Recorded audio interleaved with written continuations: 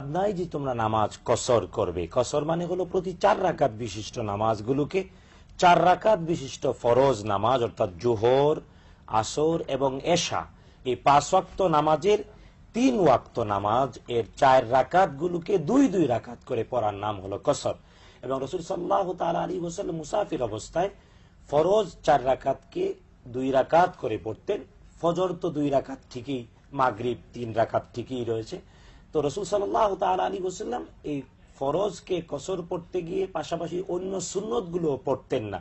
তাই ফুকাহায়ে কেরাম বলেন মুসাফির ব্যক্তি সুন্নত নামাজ না পড়াটা সুন্নত। তবে হ্যাঁ, রাসূল সাল্লাল্লাহু আলাইহি ওয়াসাল্লাম নফল পড়তেন, তবে ফজরের 2 রাকাত সুন্নত পড়তেন। কতটুকু দূরত্বে গেলে হাদিস শরীফে রয়েছে, রাসূল সাল্লাল্লাহু তাআলা আলাইহি ওয়াসাল্লাম থেকে বর্ণনা রয়েছে যে 3 মঞ্জিল অর্থাৎ 3 রাত্রি পথ অতিক্রম করার যে দূরত্ব, অর্থাৎ তৎকালীন সময়ে দিনের বেলায় প্রচন্ড গরমে পথ চলা যেত না, রাতের একটি নির্দিষ্ট সময় থেকে নিয়ে ফজরের আগ পর্যন্ত পথ চলা হতো।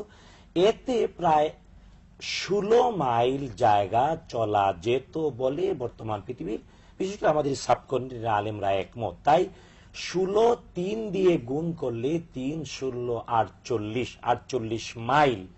তো যদিও কিলোমিটারে এটা প্রায় 74 কিলোমিটারের মতো, 73.34 মানে 74 কিলোমিটার বলা যায়। যদিও আমরা এখন কিলোমিটার বলি, মাইল বলতাম। লন্ডনে, ব্রিটেনে এখনো মাইল বলে। মাইল শব্দটা কোরআনুল কারীমেও রয়েছে, মাইল মাইলান আযীমা। তো মাইল মানে একটি নির্দিষ্ট পরিমাণ দূরত্ব।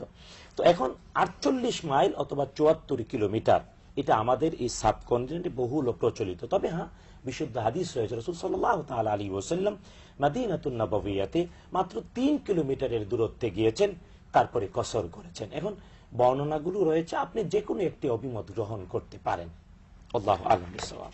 শুকরান সোহেল ভাই, আসসালামু আলাইকুম ওয়া রাহমাতুল্লাহ।